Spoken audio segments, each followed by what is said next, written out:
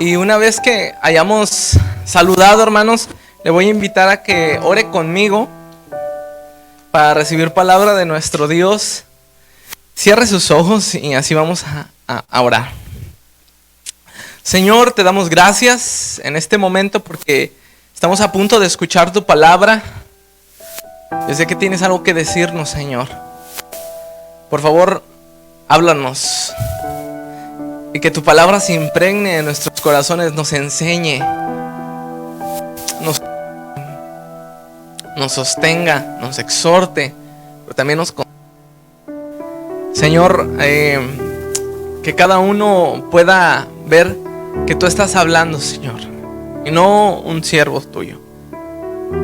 Utilízame, Señor, para poder decir lo que tú quieres, Señor, que hoy se diga. Y que todos estemos dispuestos a escucharte atentamente. En el nombre de Cristo Jesús. Amén. Tome su asiento, por favor, hermanos. O sea, hay niños de 3 a 5 años, hermanos.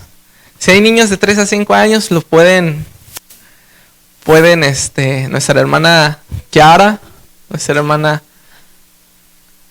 ahí van a estar con los niños, ¿verdad?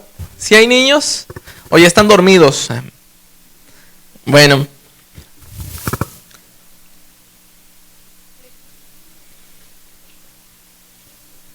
El tema de hoy, hermanos, es el siguiente. Aquí lo tenemos, hermanos. ¿Cuál es el tema de hoy? El cuidado y la fe, hermanos. El cuidado y la fe. Y hoy vamos a estar hablando acerca de este tema. Me acuerdo que hace unos años invité a un compañero a dar una clase más bien un taller para padres de familia. Y él mencionaba algo interesante, hermanos, sobre la violencia a los hijos, sobre la violencia a los niños. Y por ejemplo, no me dejará mentir que anteriormente los padres eran más violentos, hermanos, educaban con más violencia a los hijos, ¿o no, hermanos? Se educaba con más violencia. Tenían su vara de la corrección, no sé si recuerdan, y literalmente era una vara, hermanos, ¿verdad? Entonces, anteriormente se educaba con violencia, y bueno, a lo largo de los años se ha no perdido, sino más bien deshaciendo, hermanos, esta idea de la educación con violencia, con violencia a golpes, ¿verdad?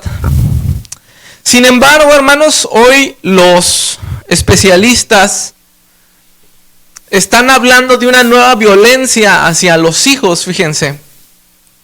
Una nueva violencia a los hijos.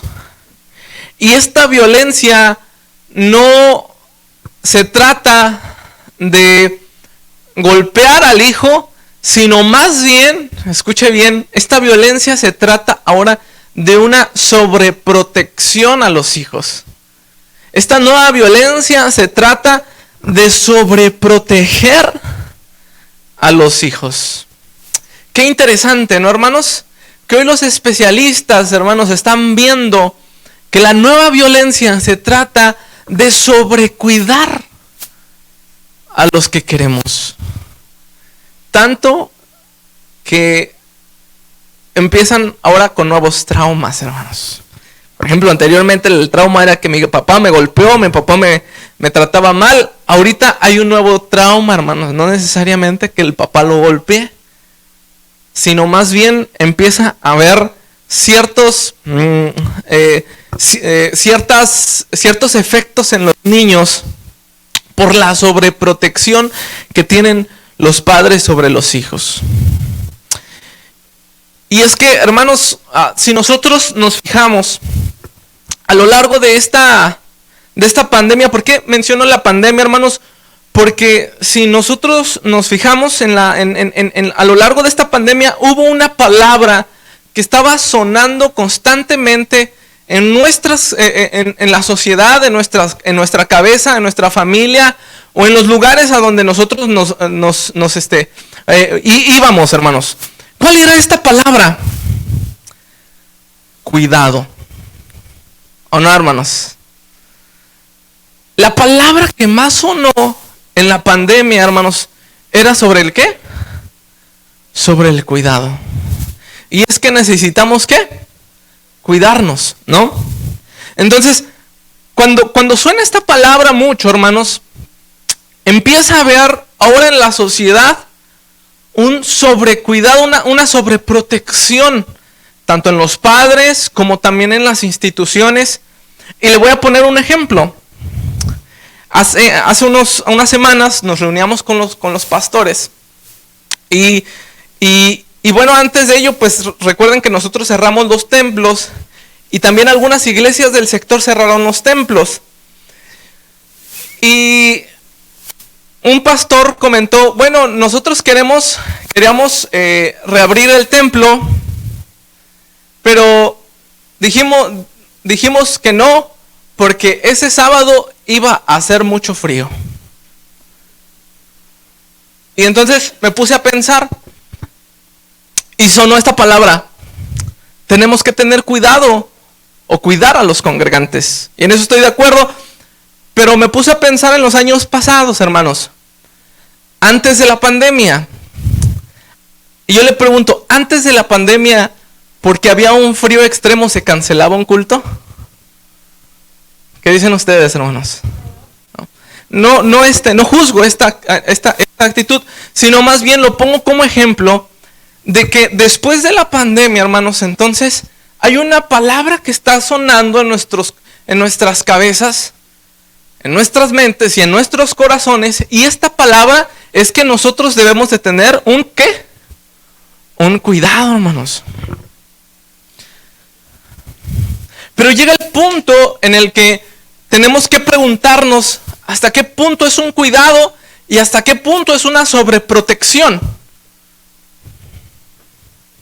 Cuando estaba leyendo un libro acerca de las predicaciones, fíjense, me encontré un artículo curioso donde dice, ¿qué es lo que tú le predicas a la congregación? Y dice, y por ejemplo el autor ponía algunos ejemplos, ¿no? ¿Qué pasa si tú siempre hablas acerca del cuidado? ¿Qué pasa si tú siempre abordas temas pastorales? Es decir, del cuidado hacia las ovejas.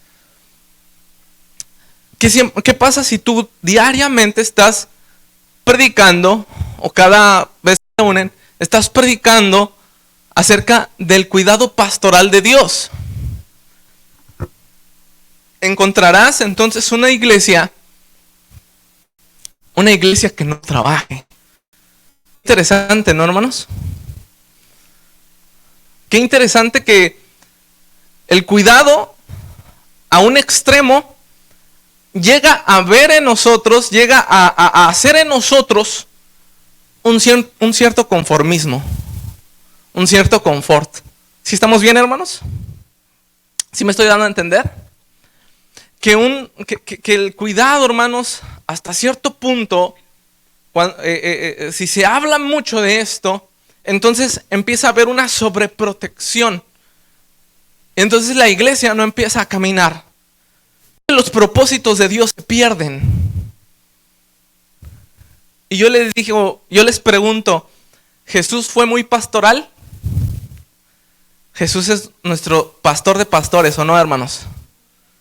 Pero siempre habló del cuidado de Dios, ¿o habló de otras cosas Jesús? No solamente habló del cuidado de Dios, habló también, hermanos, de lo que nosotros podemos hacer en esta tierra.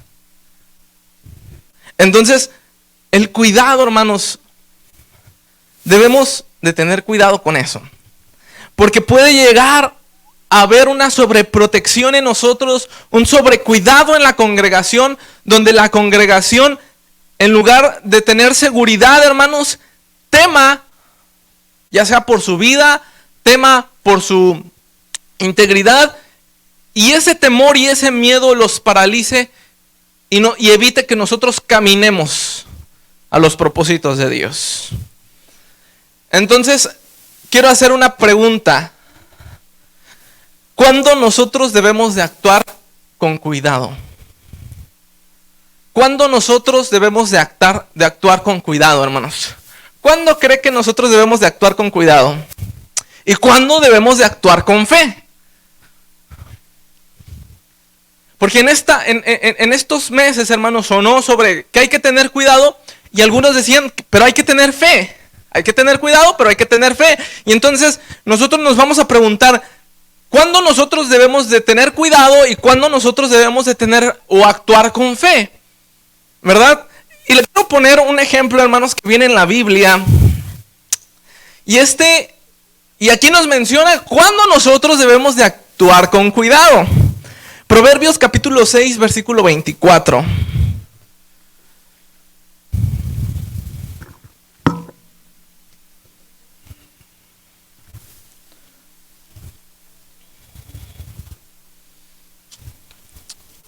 Tal vez al principio dicen, ¿y esto qué tiene que ver? Pero lea muy bien, hermanos, este pasaje. Capítulo 6 de Proverbios, versículo 24.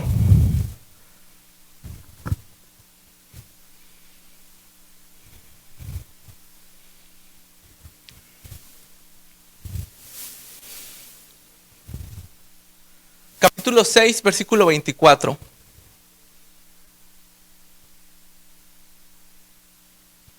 ¿Lo tienen, hermanos? Fíjense lo que dice la palabra del Señor. Para que te guarden de la mala mujer, de la blandura de la lengua de la mujer extraña. Versículo 25, ¿qué dice, hermanos? No codicies su hermosura en tu corazón, ni ella te prenda con sus ojos. Porque a causa de la mujer, el hombre es reducido a un bocado de pan, y la mujer caza la preciosa alma del varón. Amén, hermanos. Versículo 24 está la clave.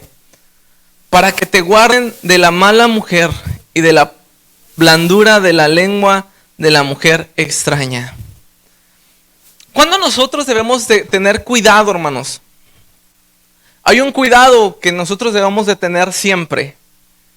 Y eso, hermanos, atenta más que contra nuestra vida física, nuestra integridad, nuestra vida espiritual.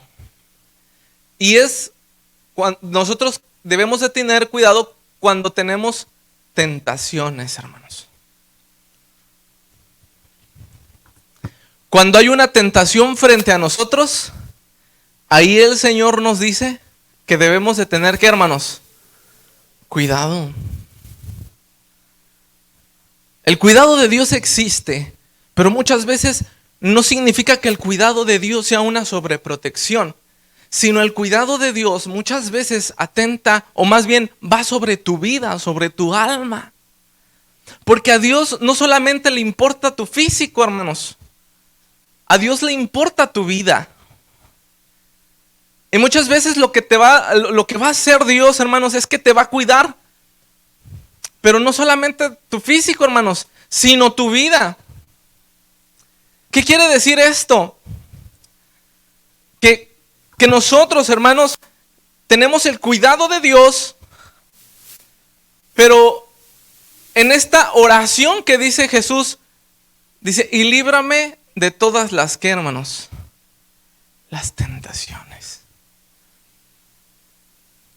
Porque muchas veces, hermanos, cuidamos a nuestros hijos de lo físico, cuidamos de nuestros hijos de lo económico, cuidamos de nuestros hijos de todo eso, hermanos, pero no cuidamos, hermanos, su vida espiritual.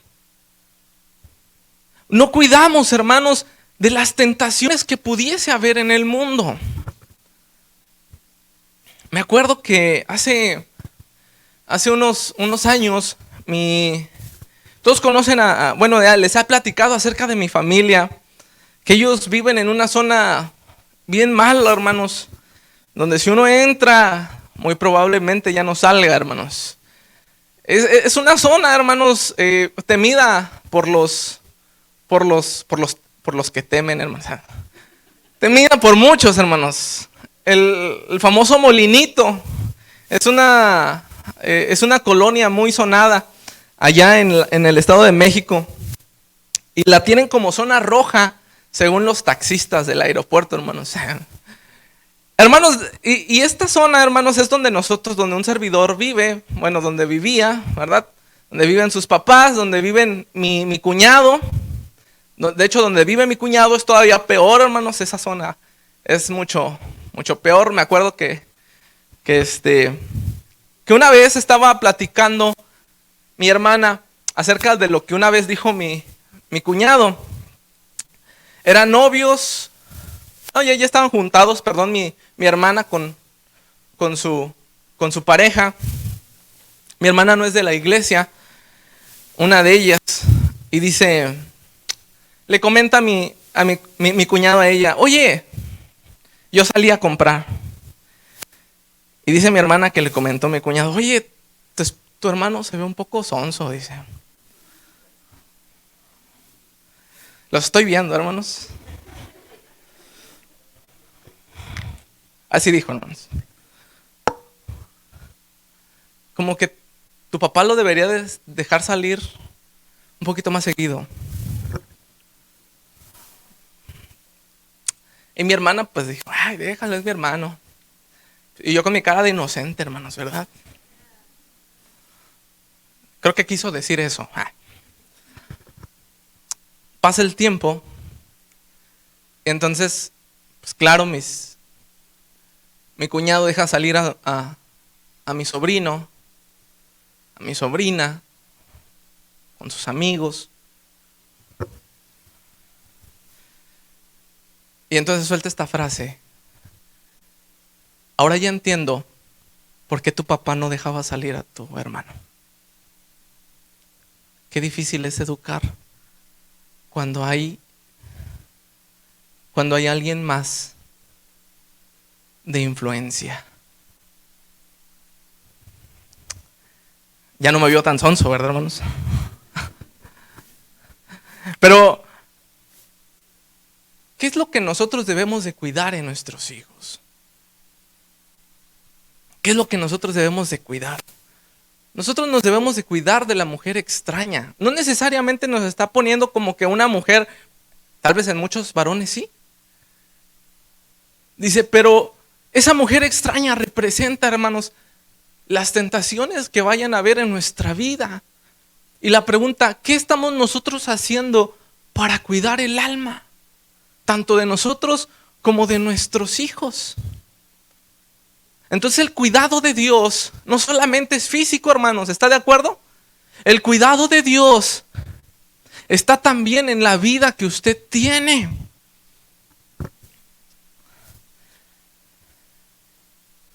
¿Hasta aquí vamos bien, hermanos? ¿Sí me estoy dando a entender? El cuidado de Dios va más allá. Nosotros debemos de tener cuidado, pero de nuestra vida. No significa nada más nuestro físico. Nuestra vida es nuestra actitud, nuestra integridad. Ahí es donde nosotros debemos de tener cuidado. No solamente que no nos vayamos a enfermar. También, hermanos, se necesita tener cuidado de nuestra alma. Porque de hecho, ¿de qué sirve al hombre ganar todo el mundo si perdiere qué, hermanos? Si perdiere su alma. Y algunos, fíjense, todavía cómo atentan contra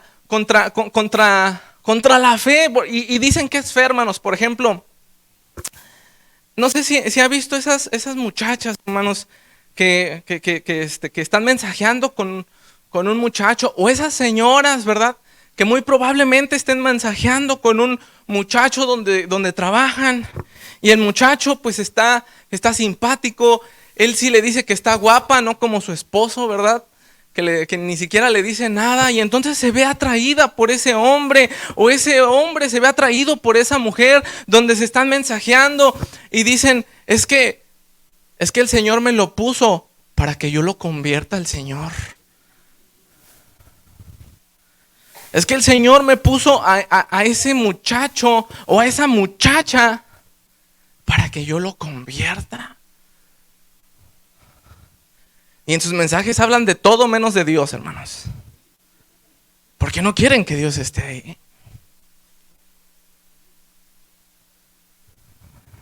Y fíjense, y disfrazamos, hermanos, nuestra verdadera intención con una apariencia de fe.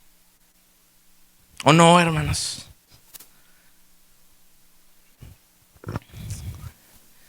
Pero el Señor quiere cuidar tu vida.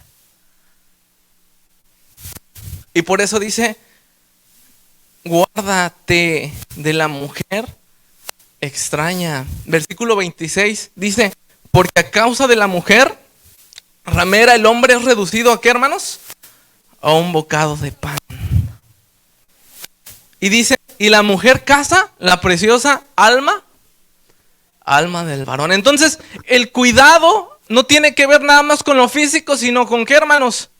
Con nuestra alma, con nuestra vida. Y si a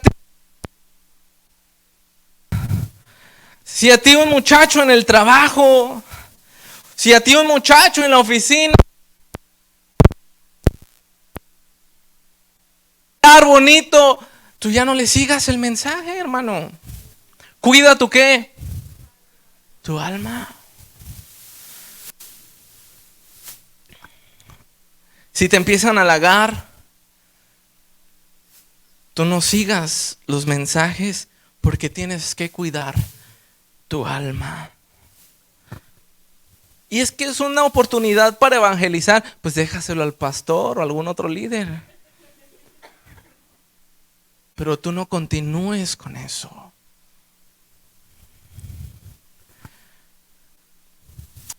¿Cuándo también hay que tener cuidado?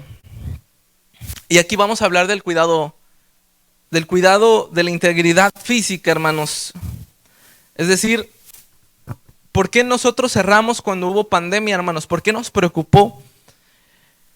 Y tiene que ver, hermanos, porque no estaba solamente nuestra vida en peligro, sino la vida de ¿quién? De nuestro prójimo. Y entonces yo no puedo decidir, escuche bien, yo no puedo decidir quién vive o quién muere. No era porque solamente, me voy a cuidar yo para que yo no me enferme y voy a cuidar a los demás para que no se enfermen. No se trata nada más de eso, hermanos. Se trata de cuidar, o se trataba de cuidar ¿a quién, hermanos? Al otro. Si nada más piensas en los tuyos, eso no es fe.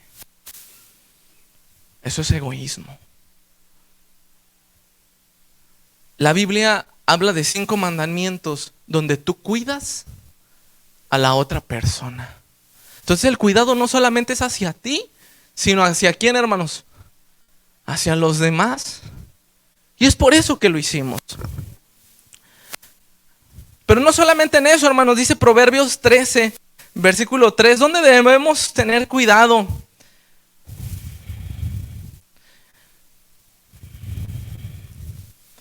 Dice, el que guarda su boca, ¿guarda qué, hermanos? Su alma. O el que cuida su boca, cuida también su alma. Dice, mas el alma de los prevaricadores mas el que mucho abre sus labios, ¿tendrá qué, hermanos? Tendrá calamidades. Es decir, nosotros debemos de tener cuidado de lo que hablamos. No solamente lo físico, sino también de lo que decimos.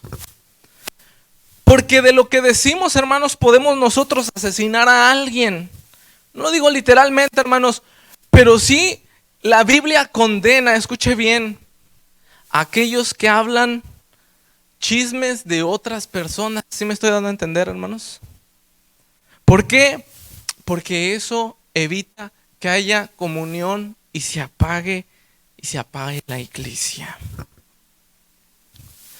Entonces debemos nosotros de tener cuidado con esa situación. le preguntaba, Dios tiene cuidado sobre nosotros, hermanos. ¿Qué dice usted, hermanos? ¿Dios nos cuida? Sí, pero no como muchas veces nosotros esperamos que nos cuide. ¿Cómo esperamos que nos cuide el Señor? Pues que no nos pase nada, ¿o no? ¿Usted ha leído el libro de los Salmos? Fíjense que el libro de los Salmos es un libro bien romántico, hermanos. De hecho, es escrito por un músico. Los músicos siempre son bien románticos, hermanos. ¿Verdad? Bueno, algunos. No es cierto. Cierto, hermanos. Todos son. Los músicos, hermanos, son románticos y tienen cierta...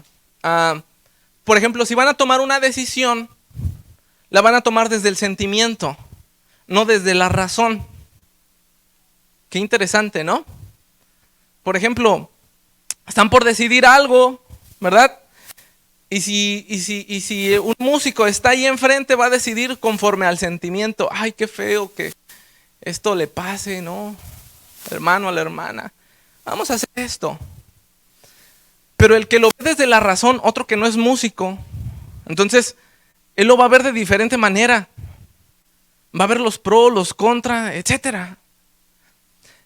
Y qué interesante, hermanos, porque en la Biblia encontramos personas que toman decisiones desde la razón y personas que toman decisiones desde el sentimentalismo. Y un ejemplo, hermanos, es David. ¿David era músico, hermanos? David era un gran músico. Tocaba el arpa, hermanos, ya me lo imagino. Ahí, tocando el arpa. Bien bonito, hermanos. Y él tomó decisiones desde el ¿qué? Desde el sentimiento. Y una de las decisiones que tomó, hermanos, fue meterse con una mujer ajena. Porque lo llamaba desde su sentimiento. Y usted lee los libros de los Salmos y entonces encuentra que él escribe desde el sentimiento, hermanos, incluso no desde la razón. Por ejemplo, Pablo escribe desde la razón y escribe, aunque yo pasé, por ejemplo, Filipenses, un libro donde él está desde la cárcel y empieza a tener esperanza, aunque esté en la cárcel y todo, pero no olvida que tiene los pies en la tierra. Mas en cambio David, hermanos, dice, por ejemplo, este salmo que mucho proclamamos en el 91, dice, el que habita el abrigo del Altísimo morará. Caerán 1000 a mi izquierda y 10,000 a mi derecha, y a mí no me llegará. Y yo digo, ay, Dios mío, ¿será cierto eso, hermanos? A ella no le ha dado COVID, a ella. Bueno, sí, a ella no. En usted sí se cumplió, hermana. Pero en muchos no, hermanos. Uno de los 10,000 tales somos nosotros. Y es que David, hermanos, quiero utilizar esta palabra chilanga, hermanos, pero estaba bien viajado, hermanos. Estaba tomando o estaba escribiendo desde el sentimiento. Donde el Señor siempre va a tener cuidado conmigo, el Señor siempre me va... Sí, pero espérame, ¿verdad? No solamente está el libro de los Salmos, existen otros 65 libros más, ¿verdad? Entonces nosotros vemos a David muy sentimentalista, hermanos. La mayoría de los salmos son escritos por él. Pero un salmo interesante que hermanos, cuando lees ese salmo, y espero que lo leas aunque te tardes un poquito, es el Salmo 119. Fíjense lo que dice el Salmo 119. Como que ahí aterriza, ay, Dios mío.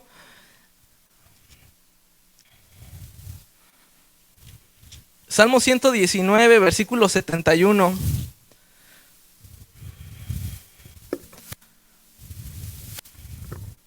Este salmo como que está interesante porque todo el salmo habla acerca de la delicia de la palabra del Señor.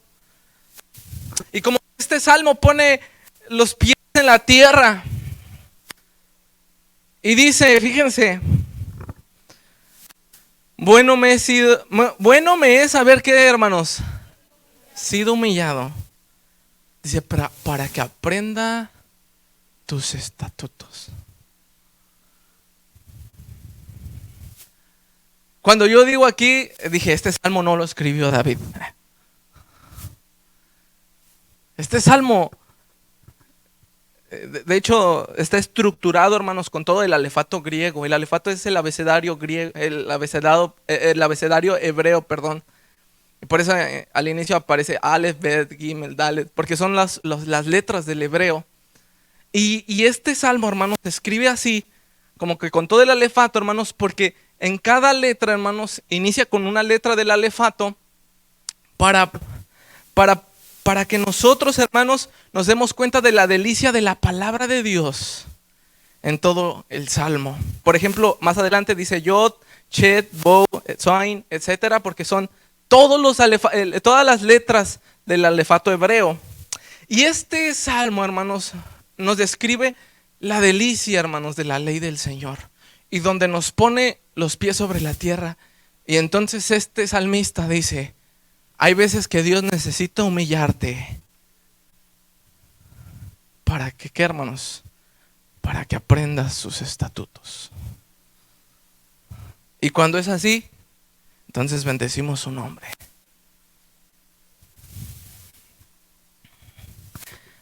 Hay veces que Dios te humilla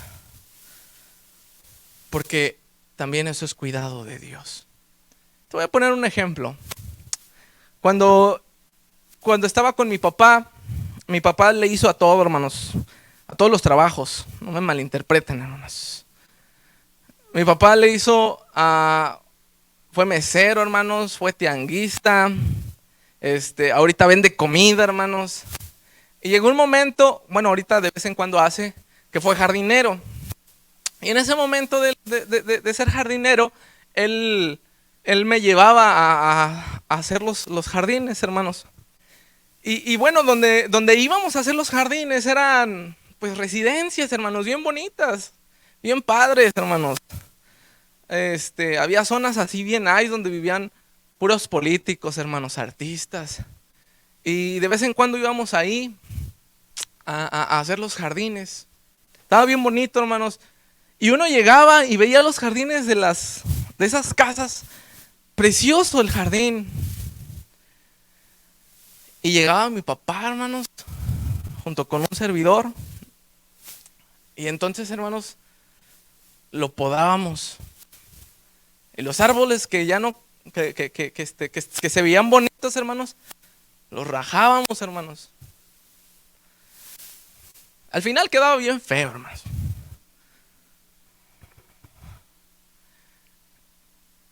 Y cuando recién le ayudé a mi papá, yo le preguntaba, no, papá, pero pues se ve bonito así, yo creo que nada más hay que darle como que unos cortecitos acá o algo así. No, tú córtale todo, decía. Y al final quedaba todo pelón, hermanos. Porque mi papá sabía, y después me lo explicó, ¿verdad?, que posteriormente se iba a ver mucho mejor. Y es que a veces el Señor, hermanos, voy a utilizar esta palabra, nos poda. Y cuando un jardín está recién podado, hermanos, cuando ya no está dando fruto, cuando ya no está viéndose, o ya no está como que reverdeciendo o algo así, se tiene que podar. Y a veces tiene que arrancar desde abajo. Queda feo, hermanos. Pero posteriormente se va a ver mucho mejor. Eso es lo que hace el Señor con nosotros. El cuidado de Dios no solamente, hermanos, es que, ay, córtale tantito aquí, córtale tantito acá. Hay veces que el Señor dice, pódalo todo, ¡pum!, ¿verdad? Y nos poda el Señor, hermanos. Bueno nos es haber sido humillados para que aprendamos sus estatutos. El Señor no es sobreprotector como nosotros, hermanos. No queremos que nada le pase a nuestros huerquillos. Al Señor, déjalo. Bueno, primeramente porque tiene confianza en nosotros, ¿verdad? Pero también porque sabe, hermanos, que si nosotros a veces vamos por un camino, ese camino nos va a humillar. Y de ahí, hermanos, cuando estemos humillados, entonces aprenderemos que son buenos sus estatutos. ¿Vamos bien, hermanos? Entonces, el cuidado de Dios no solamente se trata de que, ay, el Señor siempre me cuida, como David, ¿verdad? Está bien, David, está bien, pero hay otros libros. El cuidado de Dios, hermanos, es que cuida nuestra vida, cuida nuestra integridad. Y la fe, hermanos, la fe es otra cosa. La fe es, tú podrás tener cuidado sobre tu vida, sobre tu familia, y está bien, no está mal, pero la fe te hace hacer cosas extraordinarias, cosas más allá de lo que hace un cuidado. Y fíjense, Marcos capítulo 4, versículo 35.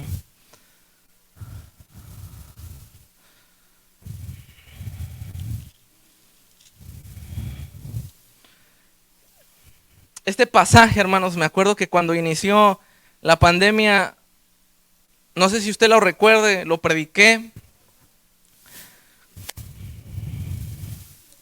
4:35, hermanos. Marcos 4:35. Y dice la palabra de Dios ahí, ¿cómo se llama el título, hermanos? Jesús calma la tempestad. Dice versículo 35, ¿lo tienen, hermanos? En aquel día, cuando llegó la noche, les dijo, ¿qué les dijo? Pasemos al otro lado. Y despidiendo a la multitud, le tomaron como estaba en la barca, y había también con él otras barcas. Pero se levantó, ¿qué, hermanos? Una gran tempestad de viento y echaba las olas en la barca de tal manera que ya se anegaba, o sea que ya casi se estaba hundiendo, hermanos. Y bueno, lo podemos ver desde diferentes perspectivas, pero hoy quiero verlo desde esta, hermanos. Primeramente, ¿usted cree que Jesús ya sabía que iba a haber tempestad posteriormente? Sí, hermanos.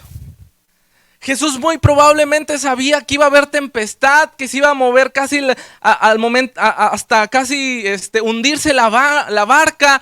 Sabía, yo creo, Jesús que iba a haber eso. Y aún así les dice a sus discípulos, ¿qué les dice en el versículo 35 al final? Pasemos al otro lado. Tal vez si nosotros hubiéramos estado ahí, y si somos nosotros sobreprotectores, hubiéramos dicho, no, mejor ahorita que se calme tantito el agua, o no, porque va a haber lluvia, o no, hermanos. Pero Jesús, hermanos, fíjense, les dice a sus discípulos, pasemos al otro lado. Muy probablemente, hermanos, Él ya sabía que iba a haber tempestad, y aún así les dice, pasemos al otro lado. ¿Sabe el Señor que va a haber tempestad? Pero Jesús no les quiere ahorrar la fatiga, hermanos. Jesús no dice, no le vaya a pasar nada a mis discípulos, ¿o sí, hermanos? Jesús les dice, pasemos al otro lado. Bueno, y ahí van. Y dice la palabra de Dios, dice, y despidiendo a la multitud le tomaron como estaba en la barca, y había también con él, ¿qué, hermanos? Otras barcas. Es decir, en esa tempestad habían otras barcas aparte. Qué interesante que este evangelista lo mencione. En los otros evangelios no lo menciona, en este sí. Versículo 37, y ahorita le voy a decir tal vez por qué. Dice, pero se levantó una gran tempestad de viento y echaba las olas en la barca de tal manera que ya se anegaba. Dice, y él estaba en la popa durmiendo sobre un cabezal. Y todavía, hermanos, de que pone en peligro la vida de los discípulos, todavía, ¿qué hace Jesús, hermanos? Se duerme. Quiero preguntar, hermanos, ¿era sobreprotector Jesús, hermanos? Yo le diría, qué mal padre eres, Jesús. Pones en riesgo la vida de los discípulos. Y Jesús todavía está durmiendo.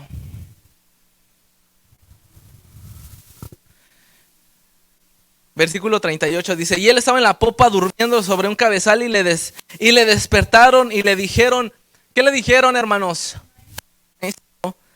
¿Y qué le preguntaron? ¿No tienes que cuidado que perecemos? ¿No tienes cuidado sobre nosotros? Yo les quiero preguntar, ¿Jesús tenía cuidado sobre nosotros, hermanos? Sí, pero no de la manera que usted a veces piensa. Jesús tiene todo controlado. Pero no por eso, hermanos, no va a retar a sus discípulos. No por eso no va a pasar al otro lado, hermanos. Versículo 39, y levantándose reprendió al viento y le dijo al mar, calla, enmudece, y cesó el viento y se hizo gran bonanza. Y entonces, hermanos, versículo 40 los regaña y les dijo, ¿por qué estáis así amedrentados? ¿Cómo? ¿No tenéis fe? Amén, hermanos. A veces pensamos que el enemigo de la fe es la incredulidad.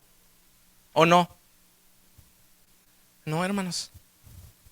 El enemigo de la fe es el sobrecuidado.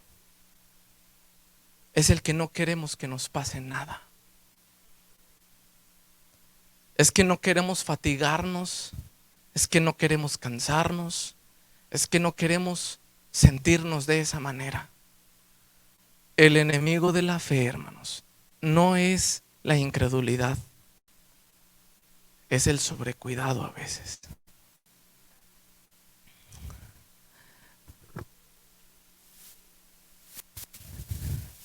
¿Qué habrá pasado con las demás barcas? Recuerdo que cuando iniciaba la pandemia prediqué sobre esto y les dije, miren, esta es una tempestad que nos está pasando y que va a pasar.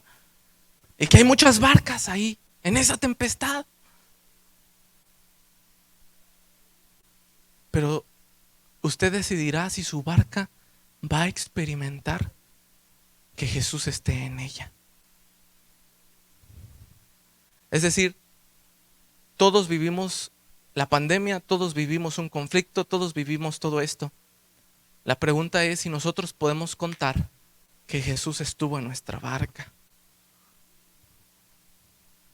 Porque todos la pasamos, hermanos. Pero la pregunta es, ¿y usted la pasó con Jesús? ¿O la está pasando con Jesús? De cualquier modo, hermanos, en algún momento tú vas a tener que arriesgarte a pasar al otro lado. Y les voy a contar mi testimonio, hermanos, al principio. ¿Se acuerdan cuando inició todo esto? Yo entre un mes y un mes y medio, hermanos, no prediqué, hermanos. Cuando inició esto, no prediqué entre un mes y medio. Puse a mi hermano Abdiel, como siempre, ¿verdad? Y puse también a mi hermano Alejandro, que ya ahorita no está, pero ahorita está en satélite de pastor. Y entre ese mes y medio no prediqué, hermanos. ¿Saben por qué? Porque yo tenía miedo, hermanos. Y no era miedo al COVID o algo así, hermanos. En algún punto yo creo que sí tuve. Pero era miedo, hermanos, a la cámara. Fíjense. Tenía miedo predicar en Facebook. Tenía miedo predicar en una plataforma. Y entonces ese miedo, hermanos, me paralizó. Y dije, yo creo que no va a durar mucho, hermanos. Y mandé al hermano Alejandro. Vaya usted, hermano, predica. Al fin y al cabo a usted le gusta predicar. Y predicó, hermanos. Pero después de ese mes y medio empecé, dije, algún día tengo que pasar al otro lado. ¿Cuál es nuestro miedo, hermanos? Pasar al otro lado a veces, hermanos. Nos asusta tanto muchas cosas, avanzar. Porque, por ejemplo, cuando alguien ha terminado una relación y está vuelve y vuelve con su ex, hermanos. ¿Qué en verdad le tiene miedo, hermanos? A pasar al otro lado, a encontrar a una persona mejor. ¿Sí me estoy dando a entender, hermanos? Nada más quiere estar ahí, hermanos, porque le da miedo, hermanos. Y esto nos ayuda a decir, tenemos que pasar al otro lado. ¿Por qué muchas veces tomamos un sobrecuidado? Escuche bien, ¿por qué muchas veces tomamos una sobreprotección sobre nuestra familia? No por amor, hermanos. ¿Por qué, hermanos? Por miedo. Y no significa, hermanos, que en algún momento yo no me tenga que enfrentar a eso. Me voy a enfrentar a eso, como tal vez usted ya lo está haciendo. Pero tenemos que pasar al otro lado. Ya vimos en qué debemos de tener cuidado. ¿Qué, hermanos? En las tentaciones. ¿Y en qué? Y en cuidar a nuestro prójimo. En eso hay que tener cuidado. Y eso no se debate. Pero en aquello que me reta, hermanos, el Señor a hacer, entonces tenemos que pasar al otro lado. ¿Y saben cuál es la ventaja? Que el Señor está en esa barca. Y eso nos debe de bastar, hermanos. Quiero terminar con un pasaje que está hermoso. Es un pasaje, hermanos, que a mí me encanta. Hebreos capítulo 11. Dice Hebreos capítulo 11.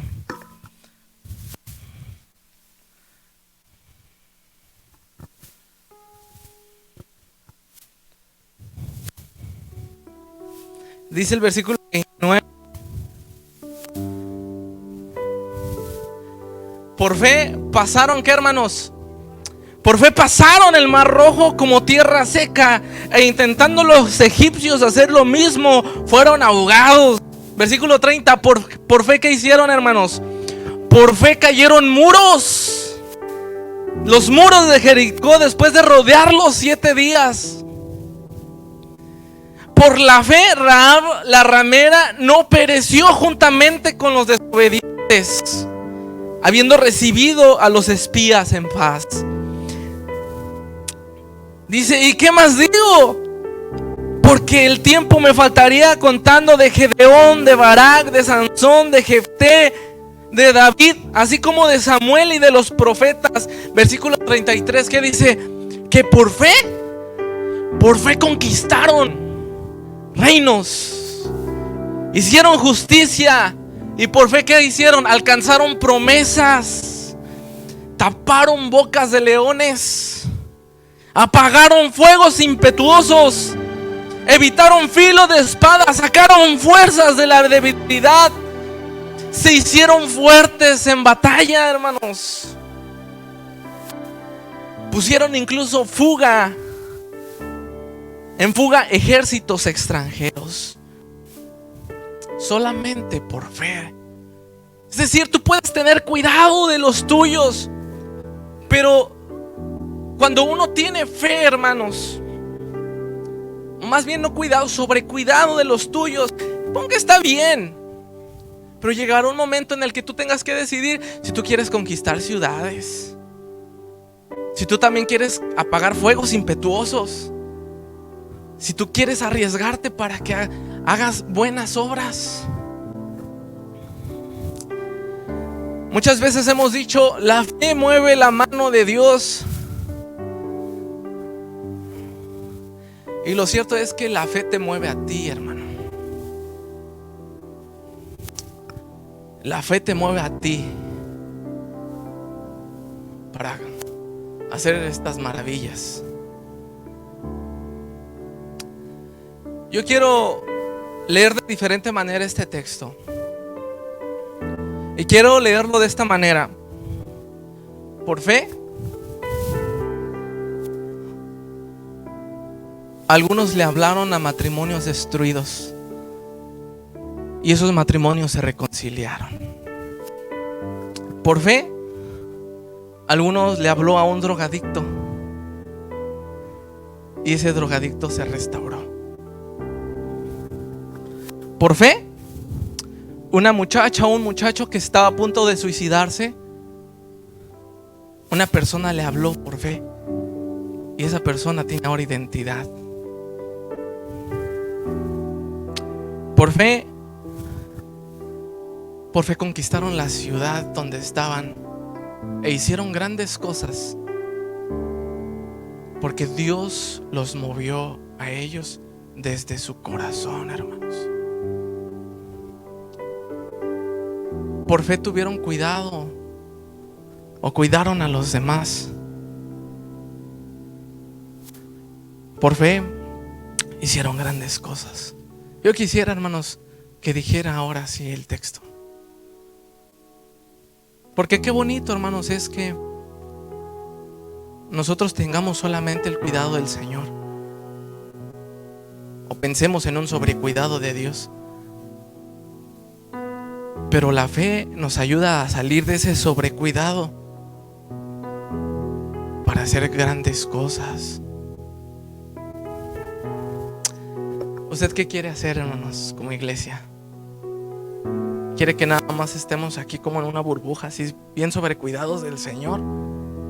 ¿O quiere que diga: la iglesia del centro, por fe, hicieron grandes cosas de justicia, cambiaron vidas, transformaron a familias,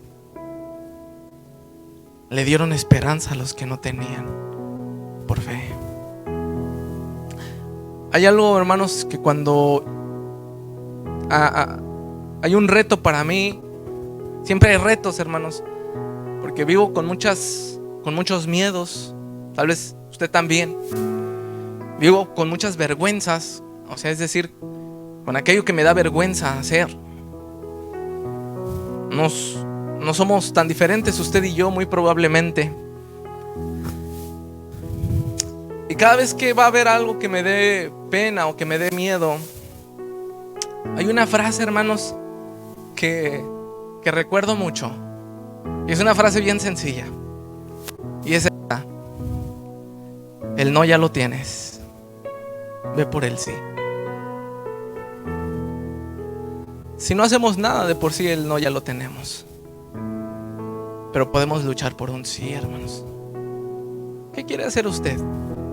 ¿Quiere vivir con el sobrecuidado de Dios o quiere actuar con fe para conquistar ciudades? Deseo de todo corazón que el Señor les bendiga. Paz a vosotros, hermanos.